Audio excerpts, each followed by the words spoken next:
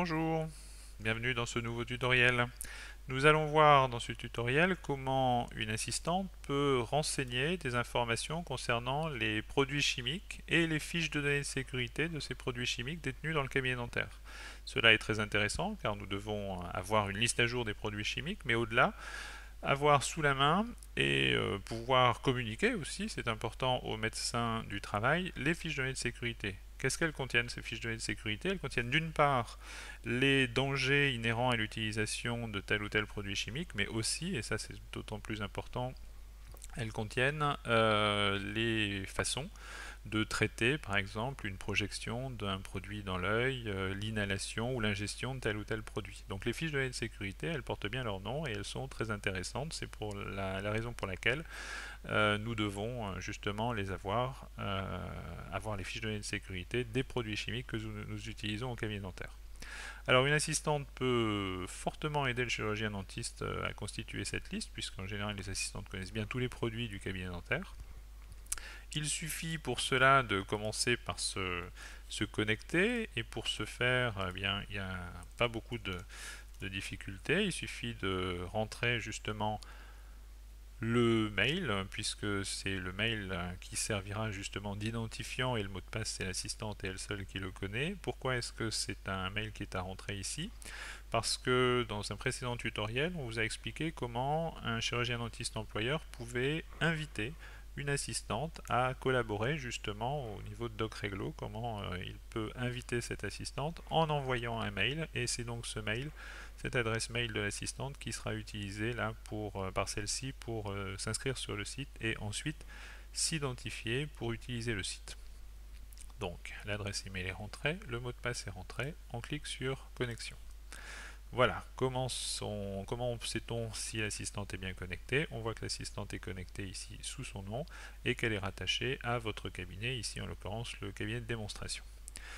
Donc si on veut choisir des produits, on voit qu'ici on a une première liste de produits avec à chaque fois le nom du produit, la marque, le lien direct vers le fichier PDF de la fiche de données de sécurité et puis les risques inhérents à l'utilisation de ces produits. On voit qu'on a mis quelques produits là, assez peu pour la présentation. On voit qu'on a une présentation aussi un petit peu plus synthétique encore, sous forme de tableau avec les produits, les marques et les accès directement aux fiches de données de sécurité. On peut bien évidemment modifier cette liste. Ici, en cliquant sur la petite icône, on peut rajouter, retirer des produits le cas échéant.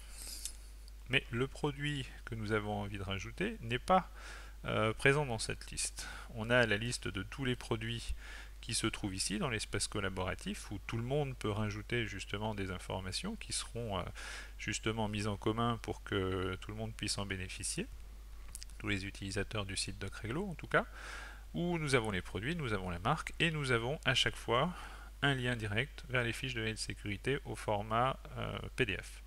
Donc les fiches de données de sécurité, on y trouve tout de suite la date de mise à jour de ces fiches. On doit toujours avoir les dates les plus récentes possibles. Et à chaque fois que des fiches de données de sécurité plus récentes sont produites par les fabricants, eh bien elles sont mises à jour par les utilisateurs du site DocReglo. Dans le cas de produits présentés sous forme de liquide poudre, on voit justement qu'il y a deux fiches, une fiche pour le liquide, une fiche pour la poudre. Donc voilà un petit peu comment ça se passe. On a aussi une liste des marques évidemment. Et là pour l'exemple, nous avons un produit qui vient de chez Caveau, que nous aimerions justement rentrer dans la liste de nos produits. On constate qu'il ne fait pas partie ni des produits là, et que Caveau n'est même pas répertorié dans la liste des marques. Eh bien on va commencer justement par ajouter une fiche concernant la marque Caveau.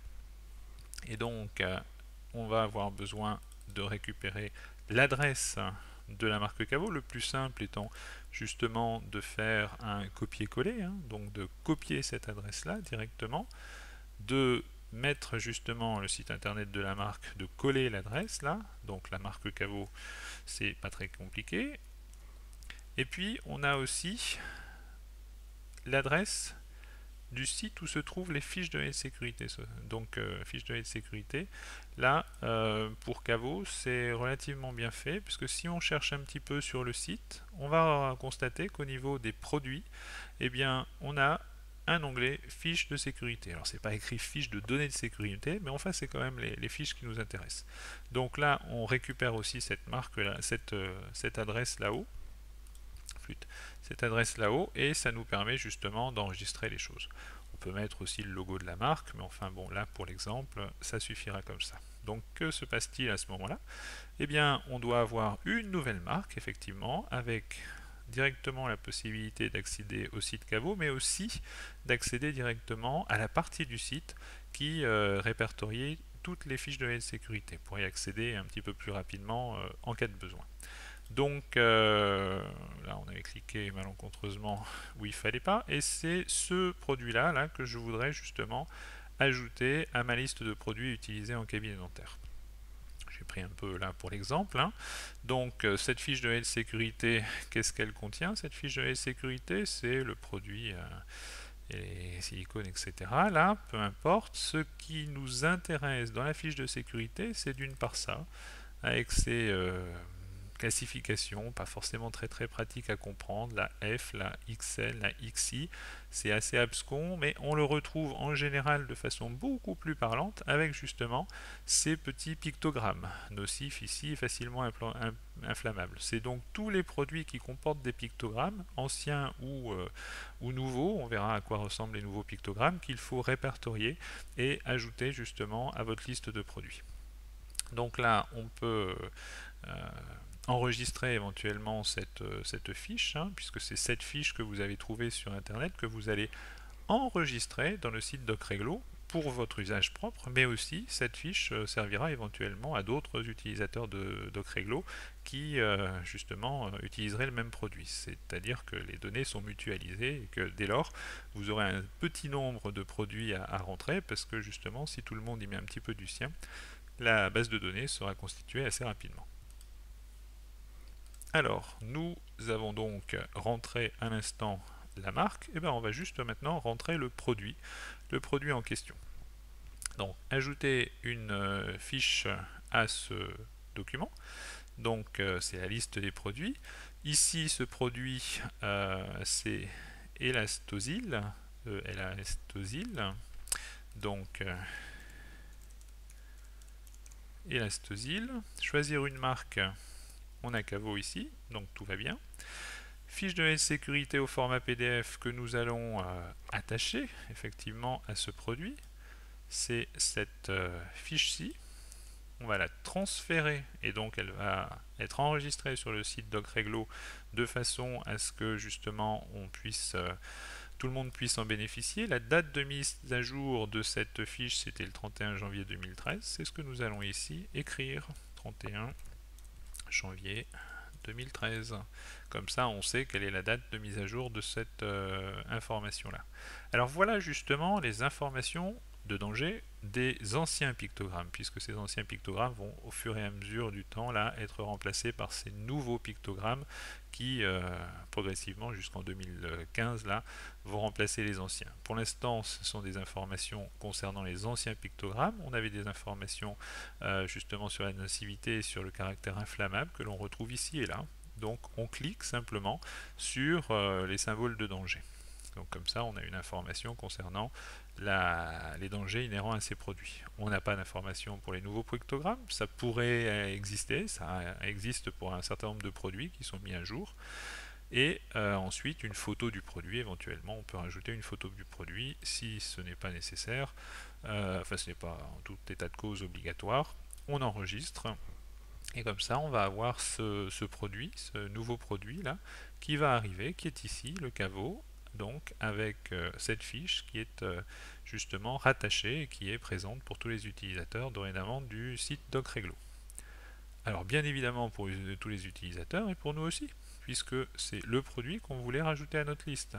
Donc on l'a ici, hop, on peut le rajouter, et puis tiens, bah, on voit qu'on en a un autre aussi là qu'on voudrait utiliser, et puis encore un autre là. Donc à ce moment-là, ça nous permet très simplement, on a ajouté un produit, puis on a quelques autres produits qui nous intéressent aussi. on les rajoute à notre liste et celle-ci va être mise à jour automatiquement là, avec les produits qui petit à petit s'incrémentent dans notre liste. Ces produits que l'on retrouve sous une forme plus synthétique, comme je vous ai indiqué à l'instant, ici sous forme de tableau. Donc c'est ça qu'il faut détenir, c'est ça qu'il faut maintenir à jour. Et comme ça, vous avez la possibilité de communiquer ces documents au médecin du travail, puis vous avez surtout la possibilité de vous y référer en cas de pépin, comme on disait tout à l'heure. Hein, si on a une inhalation, une projection dans l'œil ou quoi que ce soit, ces produits doivent être justement accompagnés d'une fiche de données de sécurité qui vous explique comment traiter une projection ou quoi que ce soit. Donc voilà la nécessité, le pourquoi il est intéressant de tenir à jour cette liste de produits chimiques et d'avoir pour chaque produit chimique les fiches de données de sécurité associées. Et vous voyez qu'au travers du service proposé par DocReglo, tout le monde mettant un petit peu des produits nouveaux dans la liste, et bien ensuite il y a assez peu de produits à rajouter à la main pour chaque utilisateur du site en tout cas. Et comme ça, on constitue assez vite une base de données qui est simple à mettre à jour ensuite. Tous les ans, il suffit de regarder un petit peu ce qui a changé et de cliquer sur les nouveaux produits éventuellement, ou d'en retirer si nous ne les utilisons plus. Et comme ça, on a toujours quelque chose de propre et net et à jour. Voilà, j'espère que ce tutoriel vous a été utile et je vous souhaite à très bientôt. Au revoir.